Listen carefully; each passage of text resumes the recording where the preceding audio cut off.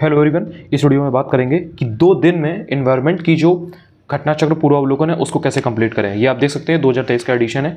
ये मैंने आप लोगों के लिए स्पेशली मंगाया था बिकॉज सो दैट मैं इसको रिव्यू कर सकूं, बता सकूं एक्चुअल में कि किस तरह से चीज़ों को करना है। मैंने ऑलरेडी बता रखा था कि मैं घटना चक्र को कैसे फिल्टर करके जल्द से जल्द कम समय में कैसे तैयार करें।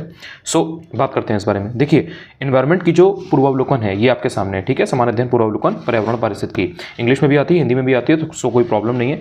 ये 2 दिन में कंप्लीट की जाती है। बहुत से लोगों को आइडिया नहीं होता है कि कैसे पढ़ना है, क्या तरीका है सही, तो वो 10 दिन भी पढ़ते हैं, 12 दिन भी इसको कंप्लीट करने में लगाएंगे। बट एक्चुअल में ये 2 से 3 दिन ही लगते हैं। कोई अगर थोड़ा सा और स्लो रीडर है तो उसको 4 दिन लग सकते हैं, बट इससे ज़्यादा समय नहीं लगता है। मैं जो इसमें यहाँ पे तरीका शेयर करूँगा ये 2 दिन का होगा। 2 दिन में आपकी जो ये आप देख रहे हो जो ये बुकलेट है ये तैयार हो जाएगी। पतली सी होती है, ये बहुत ज़्यादा बल्कि नहीं होती है। सो बात करते हैं कि कैसे तैयार करते हैं। देखिए, सबसे पहले क्या करना होता है, आपको ये चीज़ ध्यान रखनी है कि जब भी कभी आप घटना चक्र पूर्वावलोकन कर रहे हो तो सबसे पहले आप उसमें ये देखो कि पीवाईक्यू में क्वेश्चंस किस तरीके के आए हैं, प्रीवियस ईयर क्वेश्चन पेपर। अब आप कहोगे कि ये जो घटना चक्र पूर्वावलोकन है ये तो पीवाईक्यू ही है। जी हाँ, आपने सही सुना, ये पीवाईक्यू है, बट इसमें पीवाईक्यू के साथ में नोट्स भी होते हैं। हर चैप्टर के आगे नोट्स भी होते हैं। दूसरी चीज़, जो प्रीवियस ईयर क्वेश्चन आपको दिए होते हैं उसमें एक्स्ट्रा इन्फॉर्मेशन भी दी होती है उस चीज़ के बारे में। तो अगर आपने पीवाईक्यू को नहीं देख रखा है तो आप क्या करोगे कि आप सब कुछ पढ़ोगे, पहले पेज से लेकर के चौथे पेज तक आप सारी चीज़ पढ़ोगे। बहुत सी चीज़ उसमें ऐसी होगी जो आपके काम नहीं आएगी। तो आपको क्या करना है, आपको सबसे पहले पीवाईक्यू को देखना है, ठीक है। पीवाईक्यू को देखने के बाद क्या होगा कि आपको ये पता चलेगा, ये बात ध्यान रखनी है आपको, कि कितना डेप्थ में क्वेश्चन आते हैं। डेप्थ क्या है क्वेश्चन की, सुपरफिशियली पूछा जाता है या बहुत डिटेल में पूछा जाता है, तो ये आपको पता लगेगा। इसलिए आपको ध्यान रखना है कि जब भी आप कभी पीवाईक्यू देख रहे हो तो उसमें देख लो कि उसमें कितना डेप्थ में चीज़ें दी गई हैं, और वही चीज़ें आपको अपने घटना चक्र का ये जो आपका पूर्वावलोकन है इसमें आपको पिन पॉइंट करनी है, ठीक है। तो सबसे पहले तो आपको ये चीज़ पता लग गई। दूसरी चीज़ क्या है, मोस्ट इंपॉर्टेंट चैप्टर आपको करने होते हैं, इस छांटने होते हैं, सेलेक्ट करने होते हैं। इसका मतलब क्या है, अब देखो, जैसे ये आपके सामने 11 चैप्टर हैं, ठीक है। 1 2 3 4 5 6 7 8 ऐसे करके आपके सामने ये 11 चैप्टर हैं, पूरे दिख रहे हैं। अब इसमें होता क्या है कि कुछ चैप्टर ऐसे होते हैं जो बहुत इंपॉर्टेंट होते हैं। इसमें तो ऑब्वियसली सारे चैप्टर इंपॉर्टेंट हैं, छोटा सा ज़्यादा इतना बल्कि है नहीं एनवायरनमेंट का ये कंपाइलेशन, तो इसमें तो इतनी दिक्कत नहीं है। लेकिन जनरली क्या होता है कि सारे चैप्टर इंपॉर्टेंट नहीं होते हैं, तो आपको उसमें सेलेक्ट करना है, ऑप्ट करना है कि यार सबसे पहले मैं किसको पढ़ूंगा, क्या सबसे इंपॉर्टेंट है।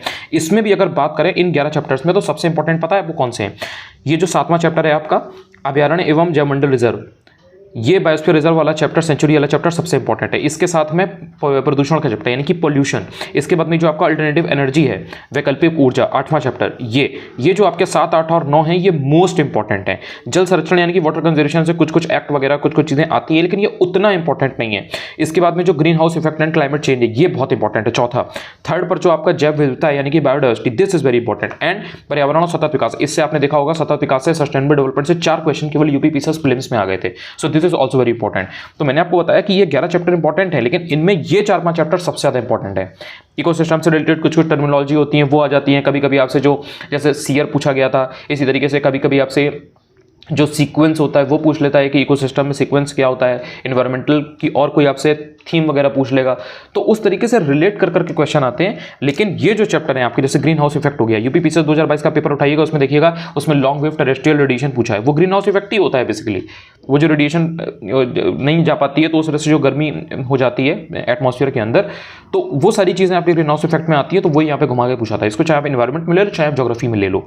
सो ये 11 चैप्टर है। अब इसमें आपको ध्यान रखना है कि आपको ये 4 घंटे में एक चैप्टर करना है, ये बात ध्यान रखनी है आपको। यानी कि 11 चैप्टर हैं तो आपको 4 घंटे में करना है। अब आप कहोगे कैसे हो पाएगा, देखिए अगर आपकी ये माइंड में होगा कि मुझे कंप्लीट करना है तो ही आपका हो पाएगा। अगर आप नेगेटिव माइंडसेट रखोगे तो आपका वैसे भी नहीं होगा, ये बात आपको ध्यान रखनी है। अगर आपके माइंड में होगा कि मैं एक चैप्टर को 4 घंटे दूंगा या दूंगी तो ही आप कर पाओगे। अब इसमें आपको इतना दिमाग अपने रखना है लगाकर कि 11 चैप्टर हैं, ठीक है। 11 चैप्टर को जब आप 4 घंटे दोगे तो आपके 44 आवर्स हुए।